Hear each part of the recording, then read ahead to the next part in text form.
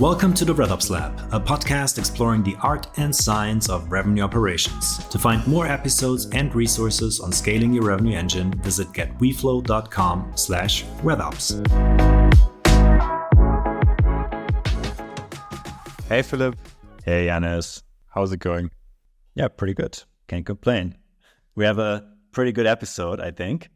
We talked with Marcus Benning about how the changes in the markets over the past 18 months are now impacting revenue operations as a whole. And we look at it from various angles, including customer success, outbound sales, and message market fit. So I think it's a pretty good episode, and it's definitely worth listening to. Marcus, welcome. Yeah, hello, and thanks for having me, Janis and Philip. Thanks for the opportunity. Yeah, it's great to have you. And yeah, maybe you can give a bit of context about yourself. I mean, I know you've a long career in RevOps and other areas. So yeah, why don't you do a quick intro?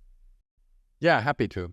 Yeah, so I founded my consulting business focused on go-to-market architectures and revenue operations last year. And prior to that, I spent basically about 10 years building up and running sales ops and revenue operations functions. First in the US, where I lived until 2020, and then I moved to Berlin. And my last job here in Berlin was at ZenJob, which you might have heard, basically a digital platform to manage supply and demand for short-term jobs. And prior to 2012, I spent 11 years with Microsoft in first sales. So I started my career at Microsoft as a seller, a solution seller, by the way, big distinction. And then moved into something that they call, or at that time they called business architecture, which is Microsoft speak for what we know as sales operations. So basically I was able to work with subsidiaries globally on mainly transitioning from licensing sales to cloud sales. And that was a very interesting experience. And prior to Microsoft, which I joined in 2002, I started my career in management consulting. Awesome. Yeah, so a lot of experience. Let's maybe dive right in. I mean, from your experience, especially now working with private equity companies and helping, venture-backed and private equity-backed companies. I mean, what has changed the last 18 months? Oh, well, quite a lot, right? I mean, it's, everybody's speaking about the shift from growth at all costs to efficient growth. And of course, RevOps is a part of that. There's several things that have changed. One is the investment in tools is being questioned, right? Because it's an important cost element. So every RevOps leader that I know is being exposed to basically justify the investment in tools. That can lead to, going away from a best of breed approach to a more platform-centric approach, which makes sense. It also puts the affected software vendors into a different situation. They need to basically justify their existence based on a different mindset. And that's definitely one that every RevOps leader is exposed to, right? So tool consolidation, how to save costs and how to make things as efficient as possible, right? The other, before we go deeper, it's let's take a step back and basically talk about the mindset, right? So what does it mean basically from lofty valuations to everybody focusing on how can we get profitable as quickly as possible, especially if you're a venture capital funded company, how much runway do you have really? And even in private equity, which I also have the opportunity to work with, it's a similar story, but the only difference in that in private equity, because of the fundamental investment thesis, efficient growth has always been the name of the game. So everything is focused on EBITDA. Everything is focused on building a story, either through transformation or growth, or a combination of both, toward providing efficiency wins. And RevOps is, in most companies that I work with, considered a value driver, element of the value creation plan, which is what private equity companies use to achieve success. And it's more about finding these pockets of additional efficiency layers that then should be activated. It's either through implementing new technologies, streamlining processes, investing in much more structured enablement. So that's basically ongoing. Nothing has changed in that regard. What has changed, though, is the intensity of focusing on unit economics. So, if 18 months ago we were basically talking about ARR or MRR as the only thing we were going after. Now revenue leaders, RevOps leaders, they need to understand what is LTV, what's the LTV to CAC ratio, what is customer acquisition cost, CAC, what are the process elements that influence those metrics? How can I connect the analysis of those metrics with ideally seamlessly designed processes to improve the performance of those metrics? So it's a much more metric-driven business nowadays, which is a good thing because ultimately that's what RevOps is about, basically understanding, how the business works, what are the metrics that matter, the moments that matter in the funnel, and then executing around that.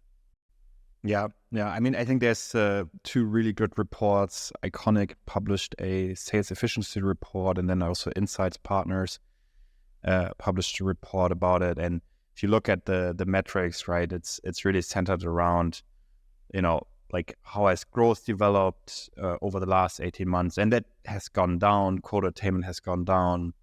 Even net retention has gone down, right, because of seat deprivation. And then CAC payback is something, being closely looked at as well. So how long does it take to actually, offset the customer acquisition costs? And I think in private equity, to your point, right, this has been something that has always been the main focus. I think that the time frame between 2019 and 2021 or beginning of 2021 was actually more an exception than the rule. What we've observed there was low interest for over 10 years and a lot of venture capital and then also growth capital going into the technology ecosystem. And I think one thing that's really interesting to look at is just look at the equity multiples for public traded SaaS companies in that time frame that went from typically 8 to 12 to actually 50 to 60. And I think back in the days I always felt like that's crazy. I mean, it's just not sustainable. And I think we're basically back to the normal rhythm of software as a service. Agreed. And I think that's a great description you're doing that. Exactly. So in a sense, it's healthy, right? So it's basically back to basics. One of the key elements that also companies are now realizing is based on the realization, wow, it's very expensive to actually win a new customer, right? Everybody's focusing on customer acquisition cost. The other concept that I see many companies now focusing on, what's the cost to serve an existing customer?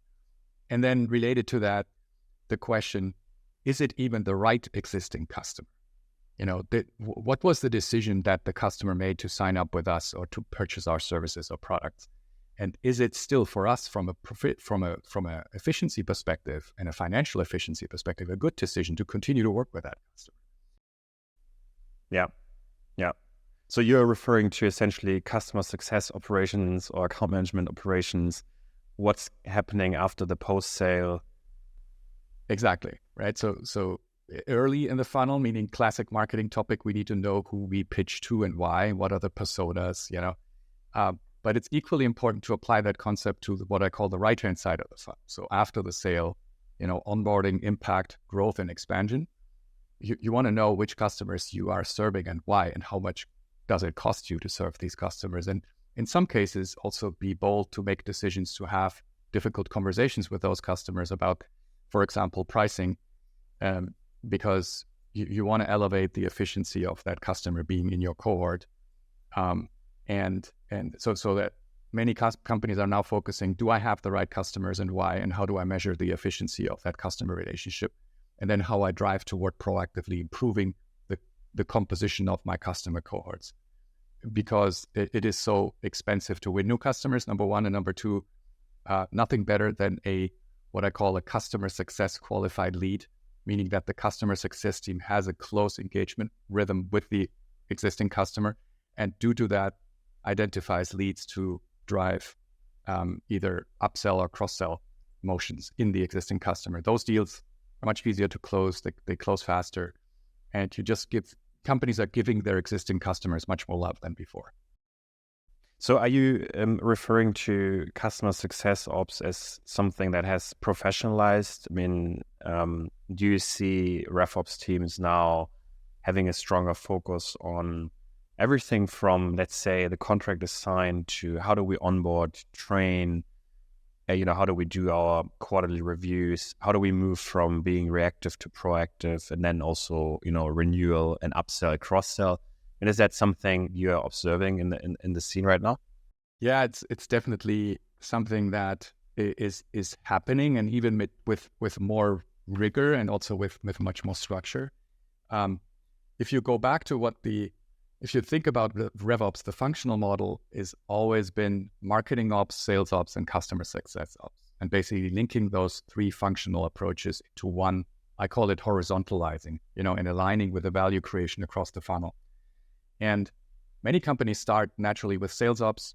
Actually, they start earlier. They have a CRM system that somebody manages. That's the first step into actually doing sales ops. And then you start wondering, well, it might be a good idea to integrate with marketing and or customer success, so that those pockets of operational decisions are no longer, made in silos, but rather in the connectedness of the go-to-market motion.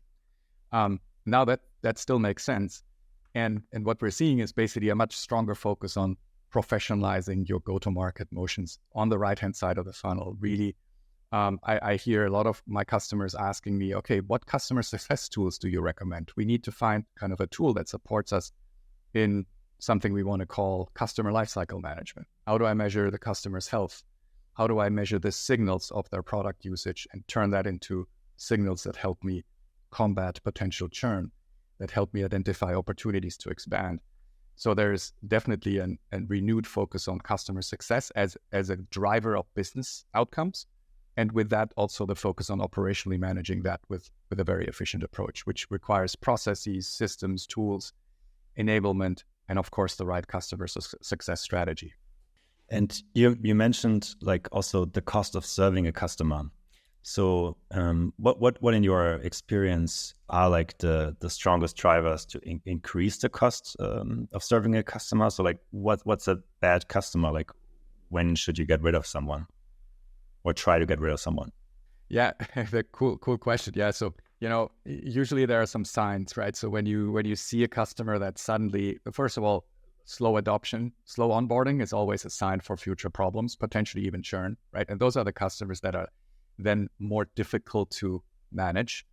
When a customer suddenly increases the number of tickets that they generate, and because of you as a company, maybe not having a proactive engagement model, you're basically in a reactive mode. That usually increases the cost because in the worst case, you have to start a rescue mission. You have to basically prevent that churn from happening, which is very costly. You need to send in your partners. If you have your own services team, you need to basically put a SWAT team together to rescue that customer. That's also all very expensive. And then also the fit for purpose, as I call it, right? So you want to analyze those customers where you might have said, okay, we're going to go after that deal because it's a lighthouse win. It's a well-known logo. We need to have that customer, but you were never really certain how they will use your tool and solution. Well, that's going to come and bite you in the moment the customer is realizing, do we really have impact? Do we want to actually go into a renewal conversation? And then if you didn't have that strong alignment with the value perception of the customer, then it's almost too late. And then you again start a rescue mission. The CS team, for example, in many companies, customer success folks, they're not really sales focused. They don't have, they love the customer. They love providing value. But in order to rescue a deal, what they do is they call the AE, right? And then you basically have to resell a deal, which then takes resources away from what the AE should be really doing. And then it complicates the whole motion. So there's a lot going on in that regard. And it goes back to ideally being proactive. And many companies are now realizing they're thinking in terms of customer lifecycle management, which is something I'm hearing a lot. So how do you manage proactively the lifecycle of the customer and drive an engagement model that is even differentiated ideally by segment, higher, larger, higher engagement rhythm, more personal, higher cost, but also associated to higher revenue, higher value perception, and more transactional customers. Well, that's where you try to decrease the cost to serve, but you still want to run those customers efficiently because they have a strong baseline to expand toward or to expand from, sorry. And many companies are thinking, okay, how can I turn this around? I want to turn from becoming reactive to basically embracing my customer, and what are the process and models that I can apply in that regard. One of those is customer lifecycle management, which many companies are not really now focusing on. I mean, I think I fully agree, but like as long as basically the lifetime value of the customer is lower than the cost of acquisition, it's fine, right? Like it's fine to have these customers. You don't have to like make so much effort in order to like, keep them. If they churn, they churn. It still has a positive impact on your balance sheets. Exactly, right? So you want to have that differentiated approach, right? What's the cost to serve? Do we want to keep that customer? It's a much more deliberate, focused, and intentional approach toward customers. You just don't focus on taking anybody in that shows up. You basically say, okay, why would this customer be able to build a successful story with us? And those customers that I have, I definitely want to keep them, because churn is very, very expensive. And you basically want to build a solid relationship, clarity in the value story. Many companies are refocusing on getting product marketing aligned with the new reality and focusing on impact, and impact and value perception, and also aligning that with different personas, meaning clarity on who makes the decision and why, and where's the actual value perception.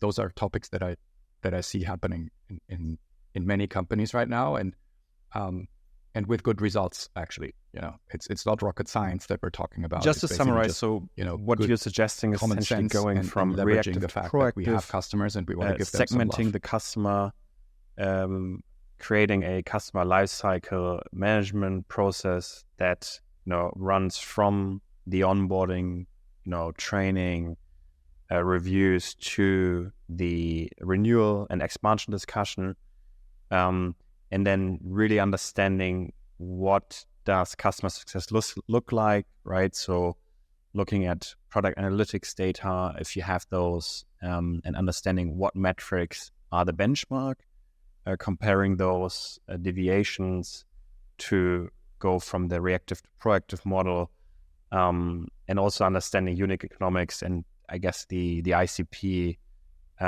even better on the customer success side, which I think is very much something we know from the top of the funnel and mid of the funnel.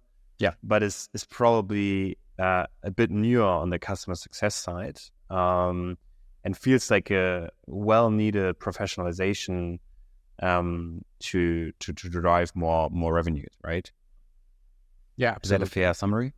Yeah, and very, very fair. So, it's looking holistically, and especially if you're a company that has been focused more on winning new customers, where in the past, again, it was about how many new logos. I mean, I know board meetings that have been entirely focused on how many new logos were won.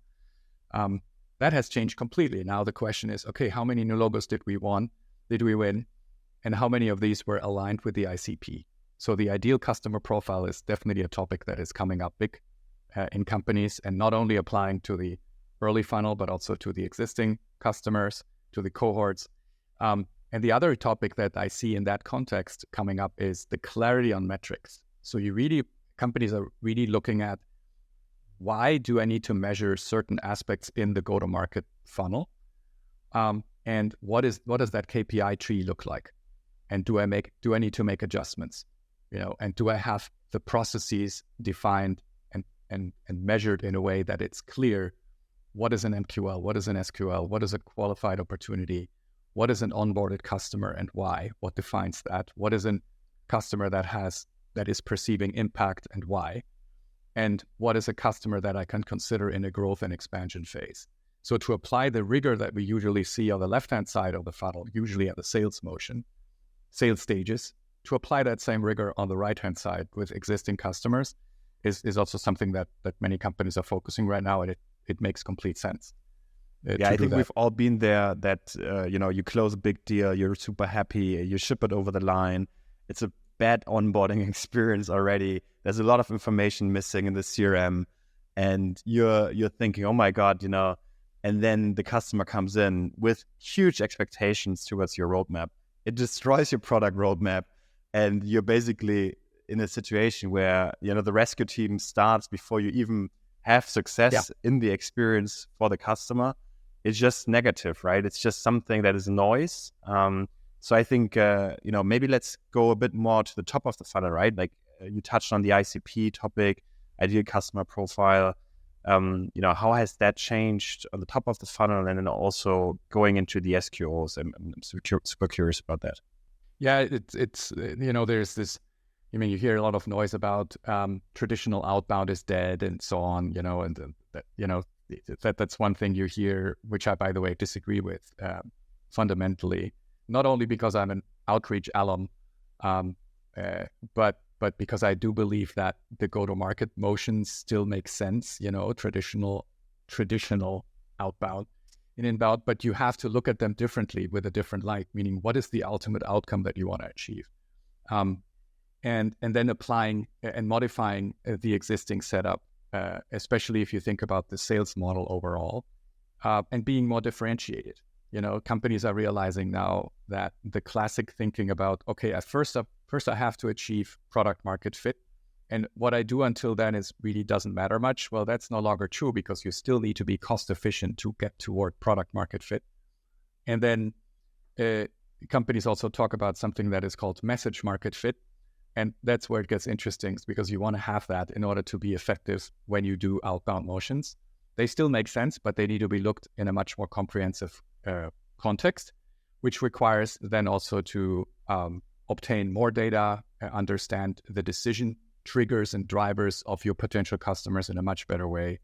And by doing so, being much closer to the prospect, understanding the ways decisions are made. That goes into not only being present on LinkedIn, but really understanding why people are on social media and why do they prefer certain platforms, and taking that information in to make the overall outreach and the outbound motion, for example, in the early funnel, much more meaningful and much more outcome focused and a much better experience, which also has to be more personalized. So what are we seeing on if you think about ICP and the application to early funnel processes like outbound, right? We're hearing people say the traditional classic outbound is dead. Maybe that's a little bit of attention grabbing on LinkedIn. I do not believe that outbound is dead by any means. Not only because I'm an outreach alum, but because I believe that a reasonable and a well constructed and designed outbound motion will still add a ton of value to any pipeline. But what is happening is that the process is turning from a highly mechanized process, where it was basically, 18, 24 months ago, it was basically about you wanted to scale outbound. Well, you hired more SDRs. Now the question is, how do I make more outbound more efficient, more personalized, more aligned with the decision triggers and value perceptions of my prospects? And for that, it's important to really have an up-to-date ICP, and also understanding why personas do think a certain way about solutions and why would it matter to them, so that the whole outbound process becomes more based on reasonable and structured data, not only firmographic, technographic, but also social media sourced data, to understand why a prospect is present in certain channels and certain platforms, and what drives their decision making, so I can personalize the outreach and also provide relevant content. And that's also where we see another trend where AI is coming in.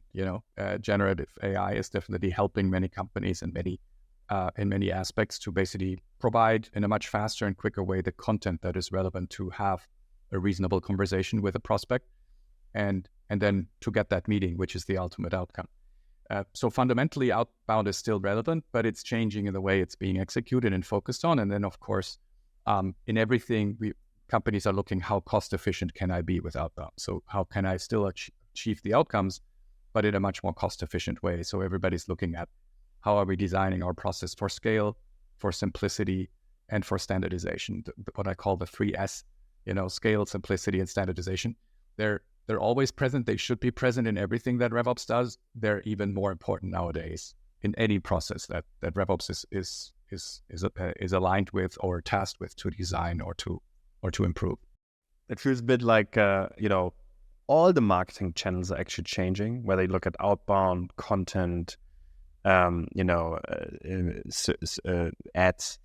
and I think the interesting part on the outbound discussion is a lot of people just basically refer to it because they think outbound has become this numbers game, and on the quality level, maybe not great quality. But if you think about when do you have a potential buyer that is in the market and wants to, buy a solution, I think that's a really interesting question. Yes, typically outbound is not focused on these, but can you actually think about triggers that increase likelihood that those folks are actually in the market and are buying, right? And if you think deeply about those things, and then you have a meaningful message, I think you refer to as the message market fit, right? That is actually resonating with your persona, and you have persona-based messaging, and you have basically also a quick understanding of how you can help solve those pain points. It matters a lot, right? And it's another very attractive channel. Then the question is, kind of what's your CAC to CAC payback ratio there, right? And by channel, and that's then probably the details, really important details. But yeah, I think it's a very generalized discussion on LinkedIn. And I lately saw this. I don't know if you saw that, but I saw this, notion of to book one meeting, you needed 300 touch points, and now you need 1,200. So I do believe it has gotten a lot harder, but has it gotten, 5 times harder, 3 times harder? I don't know. I think everything has gotten harder in 2023 because the buyers are just more rigid about how they buy software, right? So companies that had product market fit 2 years ago or felt like they have product market fit might not have it anymore because the buyers want different things. And I think, if you think about revenue technologies, right, which I think we all spend a lot of time analyzing and building, and I think there's a clear trend towards consolidation, which feeds essentially the customer success angle, right? You have more products to sell, cross-sell, upsell, so you can increase your average contract value on the existing customer side. But, on the new logo side, right, the expectations towards what you actually want from your vendors has changed quite dramatically. And I think that's a super interesting topic as well, because the perception and the buying committees are changing. And there's just a lot more rigor in not just buying whatever, shouts the loudest and, maybe has the best story, but what actually creates a scalable stack that helps you, win more or drive more revenue.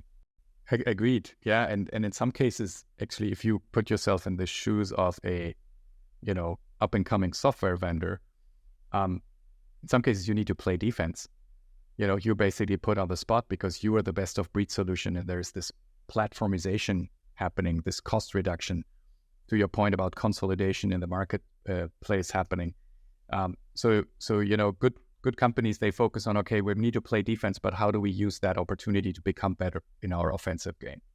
And that requires then also looking at creative approaches. One thing that I see happening, which is incredibly powerful, is community.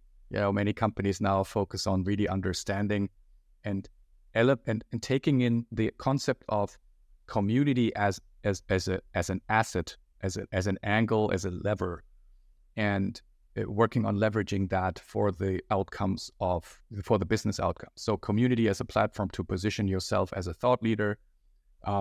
What are the tools and the communication means that you can use? I mean, podcasts like this one. I mean, podcasts have basically grown like mushrooms. And again, what you see there is a differentiation of quality and quantity, right? And then again, going back to community, how do you engage proactively with the community? Not only participating, that's the passive community game, but how, as a company, do you proactively participate in that motion? Because that's where people come together that are like-minded, that have a common interest, and usually share information.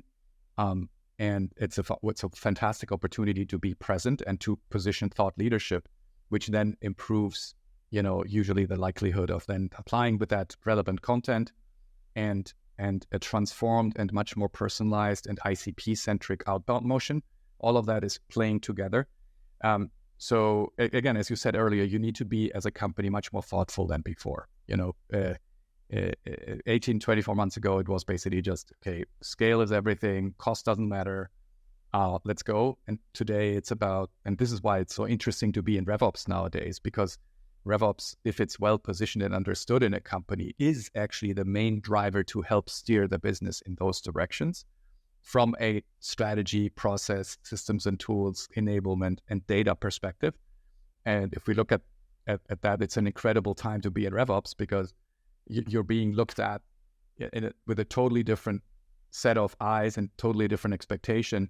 I know RevOps leaders that are now being pulled and invited to board meetings to present, efficiency levers to board members. That was not the case 18 months ago, or there might have been some cases. The level of interest in go-to-market efficiency has increased substantially, which is a fantastic opportunity for anyone associated to RevOps. Yeah, I think the aspect of community-led growth is super interesting. I mean, it's another channel on the marketing side that creates a lot of awareness these days. What I find very, very interesting in marketing is that it felt like a few years ago, you had a few different channels and they were very measurable and the attribution layer were a lot clearer. And now everything is multi-touch, like how does community-led play into your outbound, right? Which is first and foremost, from my point of view, an awareness channel, right? It's not high intent. So probably measuring low intent is a lot easier, but how do you measure, how do you measure these like branding awareness channels that are a lot harder to measure? How do you attribute them? I think that's a big challenge for RevOps, because obviously it has a lot of ripple effects onto where you spend your money.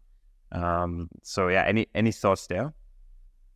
Yeah, so you're absolutely right. It is important to focus on what I call the data model, right? So basically, to your point about how to measure that, many companies are realizing, hey, our data model is really not clear. Do we really know what was the outcome of that campaign? Or, we participate in 17 different podcasts, but why and what's the impact and what's the attribution? And that is incredibly important for RevOps leaders to proactively reach out and embrace the marketing world in that regard. Now, of course, the marketing world has established KPIs and ways to measure, brand equity. The wheel doesn't have to be reinvented in regards of, for example, perceptions about brand, and also measuring impact of different marketing tactics. But what is important from a RevOps perspective, I think, is to proactively incorporate that sequence of measurements into a data model that is focused on the outcome overall. Because it starts back to ICP, right? It starts, if you start acquiring customers because of the marketing strategy not being aligned with what is the real customer that we want to have, what is the ideal customer profile. If there's a disconnect, then you might have fantastic metrics from a marketing execution, but ultimately you end up acquiring customers that are not contributing to the LTV in the best possible way, right? The lifetime value. And so what I see happening is many proactive RevOps leaders just starting to think very broadly and connecting the dots and saying, in order to maximize LTV, which is a key unit economic, we need to actually start very, very early in the funnel and actually work with marketing to align and create a connectedness in the measurement of what our marketing activities are and why. How do they produce outcomes that we can then process with our go-to-market machinery, so to speak, toward good outcomes in regards of unit economics. So that's something that is very important. And again, to stress the importance of a data model. So I think any RevOps leader, any RevOps team needs to really invest quality time in understanding what are the moments that matter, what are the metrics, what are the KPI trees, and also driving bold decisions on decommitting from vanity metrics, right? For example, activity-based metrics that many companies still measure. Well, they're fine, but put them in the second or even third level of the KPI tree. And then the first level, put the metrics that really stand for outcomes and that can be continuously measured so that trend views are possible, and then enable RevOps to be the driver of insights out of that data so that they can help detect, ideally detect trends and look and convert signals into decision triggers for the go-to-market leadership. That's the ideal world, but that requires, of course, building a solid foundation in regards of being able to measure those data across the funnel. Yeah, we'll actually have an episode about funnel metrics and what matters in the coming weeks with Charlie Saunders, because I think that's a really interesting topic to look at, and often done maybe not right. So how do you get that right, especially across the different functions, so, as you mentioned, right, from marketing, sales to success, and see the entire funnel. And also the outcome on the renewal side, right? It's a long period, right? So really difficult to do, but has a huge impact on the business overall. Look, I mean, I feel like we could continue talking, but we're getting, we're running up on time. So I want to ask you, one closing question, and then I think we have to invite you back in a few months to see how all these topics have evolved. But if you think about, like back onto your career, I mean, what were, some of the biggest learnings if you were to start your career in RevOps today? I mean, what's the one or two things, you think are crucial if you were to start now? Yeah, so that's a fantastic question. Thanks, Janis. So I think if I look back at my career, I think what immediately comes to mind is the connectedness to the business.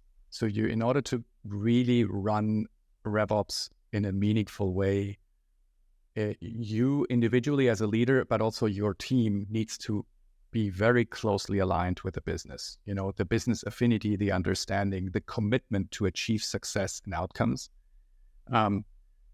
even down to a compensation model that exposes the RevOps, sales ops team to revenue outcomes. Those are things that are, I think, essential, because you can only be relevant as you to the level of you understanding and actually co-driving and carrying the business, and there needs to be an alignment. So the old idea of, we have some techies that run the CRM, and we have some ops people that know how to run marketing campaigns, and we have someone sending out the renewal notices, so basically an operative and process-centric understanding is not good enough. You need to basically elevate to be a business partner. That's very important. The other thing that comes to mind is what also drives me in my career, which is always linking outcomes with empathy. Meaning you need to be focused on business outcomes as an owner and driver of RevOps, and I mean this for any individual, any leader that is in this space. And most important is to understand and to have empathy for the people that carry out the processes that you have the opportunity and the honor to be designing for the company that you're working with, because ultimately it's a people business. So, technology is good, processes are excellent, leverage I always say the P words, right? And especially don't forget the P word that means product. You always want to really well understand the product that your company is selling and why. And linking that with empathy for people, because ultimately they are the ones that drive the outcomes. And not limiting that to the internal world, but also understanding the people outside of the company, meaning who buys and why and what drives them.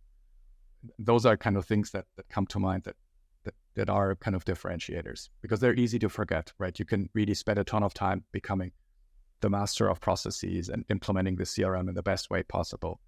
But you should never forget the people that actually end up using the tools that you're implementing. Yeah, I love this closing note. I think that's fantastic advice for everybody going into this fantastic and interesting role, which I think has so much potential in the next decade, given what we just heard. Markus, thank you so much for sharing all these fantastic views and learnings. Really enjoyed the conversation. Wish you a great day. Thanks so much for having me, Janis and Philip. Thank you. Bye. Thank you very much for listening to this episode of the RevOps Lab podcast. Please consider to like and subscribe our show and give us a 5-star rating on wherever you're listening. If you have feedback or suggestions, let us know at podcast@getweflow.com. We read and reply to every email. Thank you.